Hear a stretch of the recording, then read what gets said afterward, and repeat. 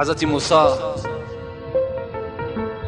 در دل خود گذرانیدن: پروردگارا، برای ما جنت میگویی، نعمتهای جنت میگویی و من میدانم که پیغمبرهای تو همه وارد جنت میشوند، منم از آن جمله.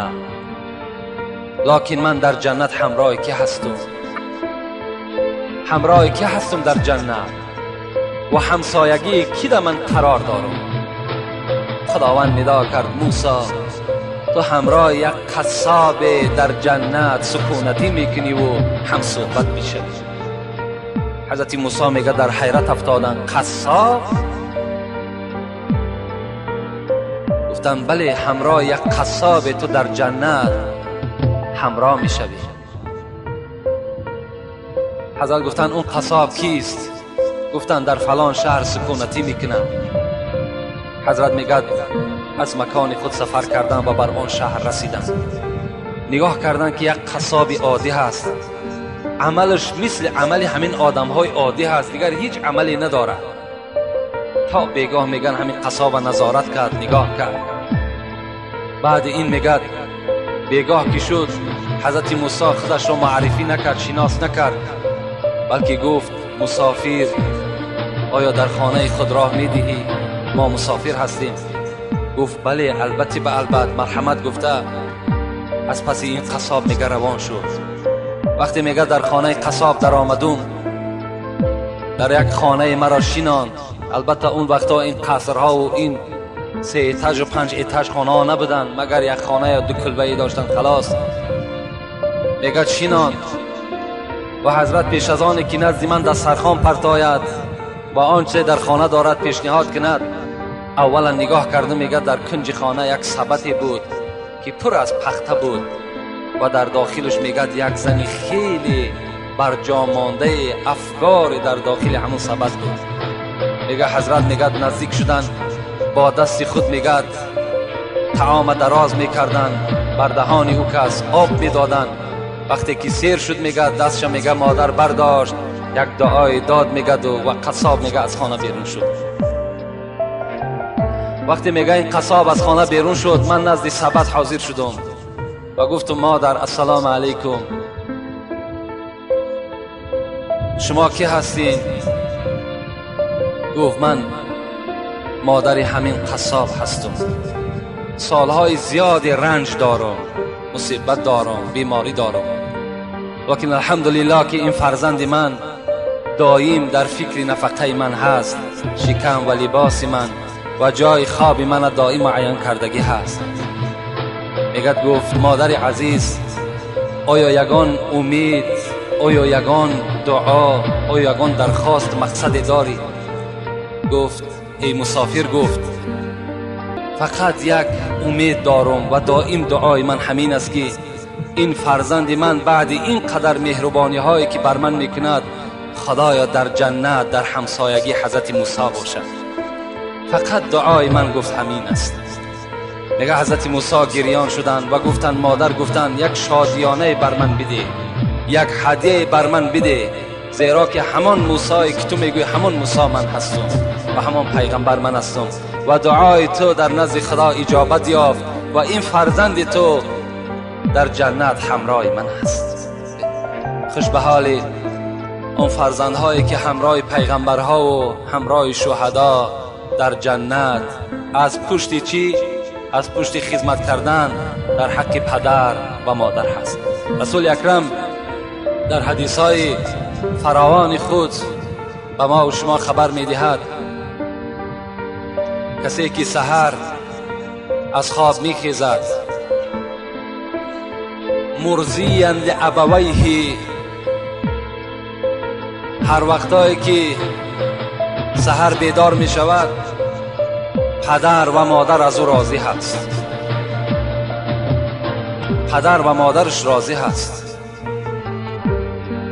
مادامی که پدر و مادر راضی شد، رسول الله چی گفتند؟ له بابان مفتوحان الی الجنه. وقتی که پدر و مادر سحر که از تو راضی باشند، 2 دروازه از دروازه های جنت برای تو کشاده ایستادگی منتظر تو هستند. و من امسا مثل ذالک، اگر تا بگه هم که راضی ایستند، رسول الله گفتند اون دروازه ها هم گشاده منتظر این فرزند هستند. و این کان واحدا فواحد، رسول الله گفت اگر یک تش راضی باشد، یک دروازه جنت برای تو گشاده است. و اگر شخص سحر میخیزد در حالتی که مسخیطا لابویه، پدر و مادر از او راضی نیست، یعنی با او فرزند قهری هستند یا ملال هستند، رسول الله چی گفتند؟ کان له بابان مفتوحان الی النار، دو دروازه از دوزخ برای این فرزند گشاده ایستادگی هست. و من امسا مثل ذالک، اگر تا بگه این پدر مادر راضی نشد، اون دروازه های دوزخ برای این فرزند چی هستند؟ گشاده و منتظر این فرزند هستند. و این کان واحدا فواحد، اگر یکی همین هم غضبناک باشد، میگد ملال باشد، ناراضی باشد، یک دروازه دوزخ برای این فرزند منتظر است. لکن در دوام رسول الله چی گفتند؟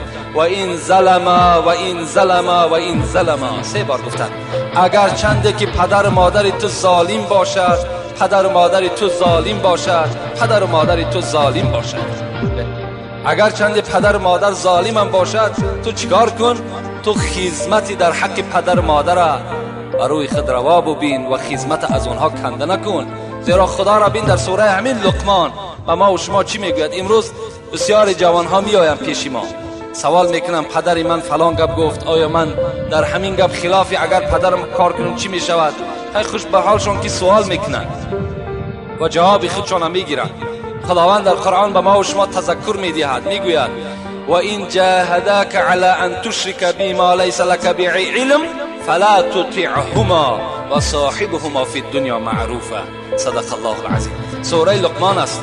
خدا میگوید اگر پدر و مادر بر کدام شما ای فرزندها امر کنند این که فرزند من با خدای خودت مشرک شو، یعنی شریک در ذات خدا بیا، یا میگویم فرزندی من نماز نخوان، فرزندی من روزه نگیر، فرزندی من مالداری زکات نده، فلا تطیعهما، این پدر و مادر بزم این قدر احترامی که دارن تو اطاعتشان نکن.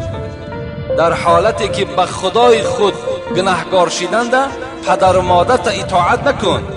و صاحبهما فی الدنیا معروفا، لیکن اگرچند پدر تو کافر هم باشد، مشرک هم که باشد، مفسرای قرآن زیاده از 10 تفسیر ما در خانه داریم، همش چی میگن؟